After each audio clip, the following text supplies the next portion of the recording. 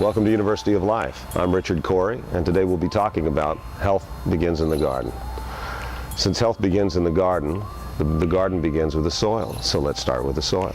What most people are dealing with in the common day, since we're living in tract housing, we're living in scenarios where they're actually shifting soils from our dirt from building site to building site, and then collecting a lot of contaminated material inside of those inside of that dirt. And so what most people end up with is something they describe as concrete. So there's a tremendous clay base that actually hardens significantly and holds the nutrients in the dirt and locks them up. And it's not very difficult really to start breaking that apart. You just have to do a few things to really start initiating that process and facilitating how nature would rebuild this soil. And so as we progress through this, you'll see everything from the beginning to the end of this progression, and you'll see how the quality of life that's in the soil determines the quality of life above the soil. You buy your standard fertilizers, your standard growth mediums will be laden with NPK, nitrogen, phosphorus, and potash. And so these things are actually going to end up encouraging more locking up of nutrients in the soil.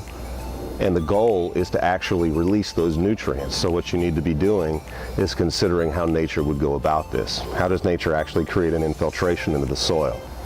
So mycelium is actually the greatest infiltrator to create this network, a very broad network through the soil.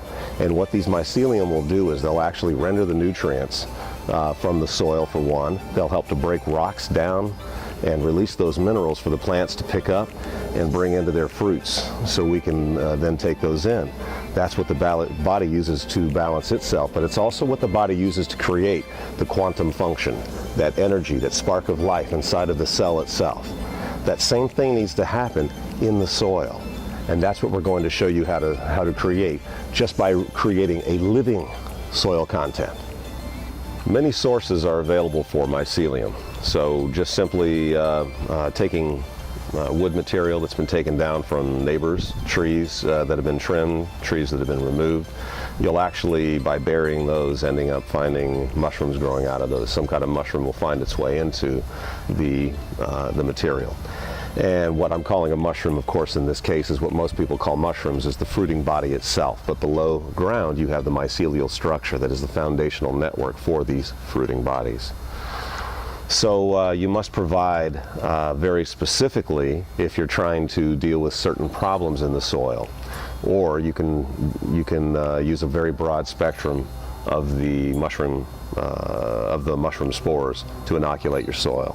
You can inoculate wood as well, and this is one of the greatest components that you can add to the soil itself for the development by the mycelium, because they will continue to break these things down, is raw mulch. Wood mulch. So when you see those trucks trimming trees in your neighborhood, they all need a place to drop those things.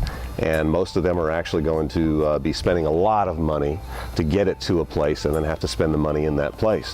Why not recycle that material? It's free, and it's the perfect food to actually create, give the mycelium the ability to recreate themselves through the entire property.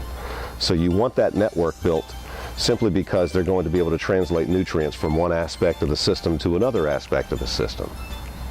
As well, you're going to find that when pesticides being sprayed in neighborhoods, and so when these things end up raining into the soil, with a healthy developed soil that has a healthy mycelial network, they actually help to make inert those negative or toxic chemicals.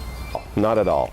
The free mulch actually steps up the process very quickly, and the mulch itself, you can get some low-end organic mulch at just about any garden center, or you can buy specifically if you want to actually encourage specific mushrooms that you can eat.